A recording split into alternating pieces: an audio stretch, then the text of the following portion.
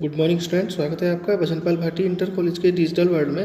हमारा हिंदी व्याकरण, हिंदी काव्यखंड में जो प्रकरण चल रहा है वो सवैये हैं। ठीक है, कविवर रसखान जी के लिखे हुए हैं और मैं 4 सवैये आपको पढ़ा चुका हूँ। इस वीडियो में मैं आज आपको 2 सवैये और पढ़ाऊँगा। ठीक है, सबसे पहले चलते हैं कि कान्हा भई बांसुरी के अब कौन सखी हमको चाहिए, निष्घोष रहे संग साथ लगी, यह सौतन तापन क्यों सही है। जिन मोह लिया मन मोहन को, रसखान सदा हमको दही है। और मिलिए आओ सबे सखी, भाग चलें अब तो ब्रज में बांसुरी रहिए। निस्मने रात्रि। ठीक है, इसमें कुछ और शब्द ऐसे हैं नहीं जो कठिन हो। सौतन पर पत्नी को कहते हैं। तापन का मतलब है दुख या कष्ट। ठीक है, तो सबसे पहले इसका जो प्रसंग है उसे समझते हैं हम। प्रस्तुत पद में जो गोपियां हैं उन्होंने श्री कृष्ण की बांसुरी को सौतन बताया है, यानी उसे सौतिया डाह कहा है। और कह रही हैं वो कि एक सखी दूसरी सखी से कहती है कि हे सखी, श्री कृष्ण तो अब बांसुरी के वश में हो गए हैं, अब हमें कौन चाहेगा, अर्थात हमें अब कौन प्रेम करेगा। इसमें लिखा है ना, कान्हा भई बांसुरी के अब कौन सखी हमको चाहिए। कह रही एक सखी दूसरे सखी से कहती है कि हे सखी, श्री कृष्ण तो बांसुरी के वश में हो गए हैं, अब हमें कोई चाहने वाला नहीं है, यानी कोई प्रेम करने वाला नहीं है। निष्घोष रहे संग साथ लगी, यह सौतन तापन क्यों सही है। कह रही कि वो रात दिन, ये बांसुरी तो रात दिन श्री कृष्ण के साथ लगी रहती है। इस सौतन के द्वारा दिए गए दुख को भला हम कैसे सह सकती हैं। जिन मोह लिया मन मोहन को, रसखान सदा हमको दही है। आगे कह रही है कि जिस बांसुरी ने श्री कृष्ण के मन को भी अपने वश में कर लिया, यानी मोहित कर लिया है, वही बांसुरी हमें सदैव जलाती रहती है। रसखान सदा हमको दही, दहिए का मतलब है जलाना।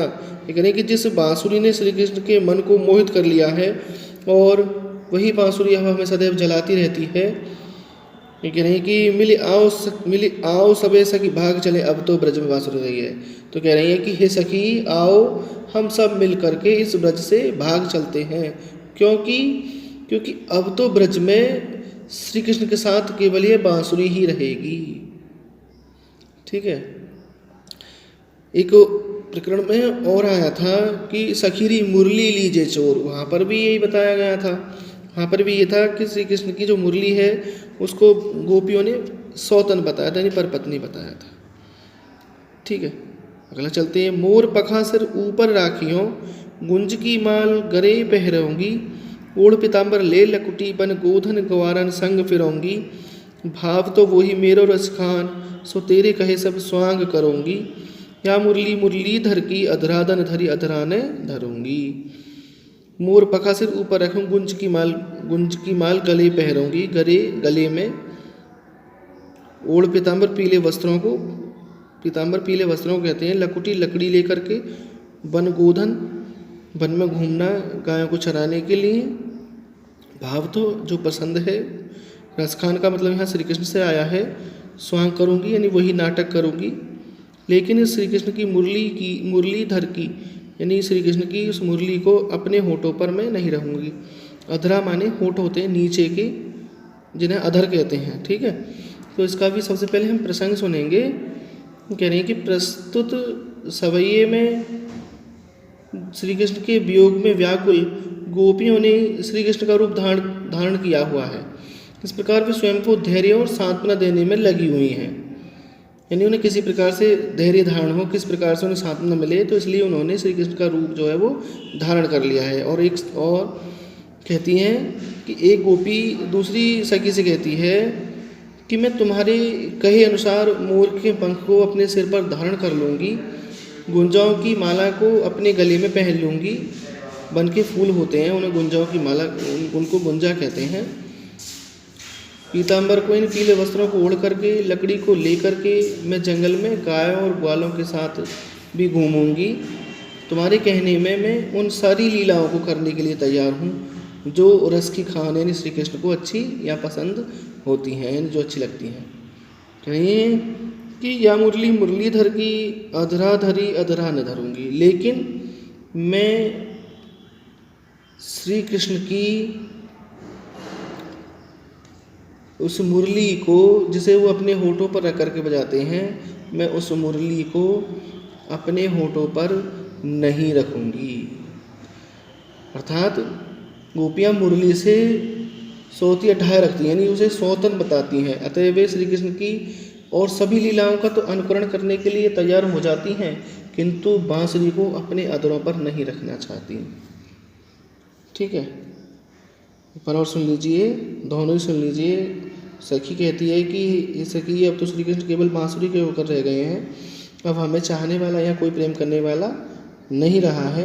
ये बांसुरी तो रात दिन उनके संग लगी रहती है, फिर हम इस बांसुरी के द्वारा दिए गए दुख को हम कैसे सहन कर सकती हैं। जिस बांसुरी ने श्री कृष्ण को अपने वश में कर रखा है, यानी अपने वश में यानी मोहित कर लिया है और हमें सदैव जलाती रहती है, तो हे सखी हम सब मिलकर के इस ब्रज से भाग चलते हैं, क्योंकि इस ब्रज में अब तो केवल बांसुरी ही रह जाएगी। अगला सुनते हैं। सखी मैं तुम्हारे कहे अनुसार अब मोर के पंख को अपने सिर पर धारण कर लूँगी, गुंजाओं की माला को अपने गले में पहन लूँगी, पीले वस्त्रों को ओढ़कर और लकड़ी लेकर के वन में गाय को चराने के लिए चली जाऊँगी, यानी गायों को चरा लूँगी। और जो जो श्री कृष्ण को अच्छा लगता है, जो जो श्री कृष्ण को पसंद है, मैं वही तुम्हारे कहे अनुसार सभी प्रकार का स्वांग नाटक कर लूँगी। लेकिन श्री कृष्ण की उस मुरली को जिसे वो अपने अधरों पर रख कर के बजाते हैं, मैं उस मुरली को अपने होठों पर नहीं रखूँगी। यहाँ पर गोपियों ने श्री कृष्ण की जो मुरली है उसको सौतन बताया नहीं, पर पत्नी बताया है। इसी कारण वे उस मुरली को अपने अधरों पर रखना नहीं चाहती। तो इसके जो काव्यगत सौंदर्य होगा, प्रिय छात्रों भाषा ब्रज होगी, दोनों में रस होगा श्रृंगार, गुण माधुर्य होगा, अलंकार दोनों में यमक श्लेष और अनुप्रास होगा, छंद आपको पता ही है सवैया छंद होगा। ठीक है, तो आपको ये नोटबुक में ये दोनों भी अपनी नोटबुक में बहुत सुंदर हैंड राइटिंग में से प्रसंग लिखने हैं। तब तक के लिए धन्यवाद।